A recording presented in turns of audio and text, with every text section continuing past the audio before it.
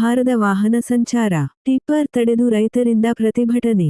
ಲಕ್ಷ್ಮೇಶ್ವರ ತಾಲೂಕಿನ ಯಳವತ್ತಿ ಗ್ರಾಮದಿಂದ ಲಕ್ಷ್ಮೇಶ್ವರ ಪಟ್ಟಣಕ್ಕೆ ಸಂಪರ್ಕ ಕಲ್ಪಿಸುವ ರಸ್ತೆಯ ಮೂಲಕ ಗಾಳಿ ಯಂತ್ರ ಅಳವಡಿಸುವ ಕಂಪನಿಯ ಭಾರೀ ಗಾತ್ರದ ಟಿಪ್ಪರ್ಗಳು ಅತಿಯಾದ ಭಾರ ಹೊತ್ತು ಸಾಗುವುದರಿಂದ ರಸ್ತೆಗಳು ಹಾಳಾಗುತ್ತಿವೆ ಎಂದು ಗ್ರಾಮದ ರೈತರು ಬುಧವಾರ ಟಿಪ್ಪರ್ ತಡೆದು ಪ್ರತಿಭಟನೆ ಮಾಡಿದರು.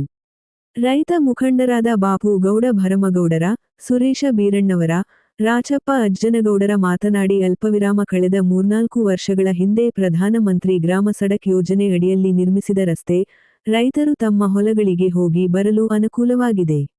ಆದರೀಗ ಗಾಳಿ ಯಂತ್ರ ಅಳವಡಿಸಲು ಸಂಚರಿಸುತ್ತಿರುವ ಟ್ರಕ್ ಮತ್ತು ಟಿಪ್ಪರ್ಗಳು ಅತಿಯಾದ ಭಾರ ಹೊತ್ತು ಸಾಗುವುದರಿಂದ ರಸ್ತೆಗಳು ಕೆಲವೇ ತಿಂಗಳಲ್ಲಿ ಹಾಳಾಗಿ ಹೋಗುತ್ತವೆ. ಕಾರಣ ಭಾರೀ ಗಾತ್ರದ ವಾಹನ ಸಂಚಾರಕ್ಕೆ ನಮ್ಮೂರಿನ ಎಲ್ಲ ರೈತರು ವಿರೋಧ ವ್ಯಕ್ತಪಡಿಸುತ್ತೇವೆ.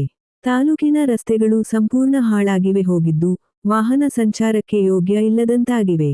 ಆದ್ದರಿಂದ ಇರುವ ನಮ್ಮ ರಸ್ತೆ ಉಳಿಸಿಕೊಳ್ಳಲು ಹೋರಾಟ ಅನಿವಾರ್ಯವಾಗಿದೆ ಎಂದು ತಿಳಿಸಿದರು. ವರದಿ ನಾಗರಾಜ ಹಣಗಿ, ಪ್ರಜಾಧ್ವನಿ, ಲಕ್ಷ್ಮೇಶ್ವರ.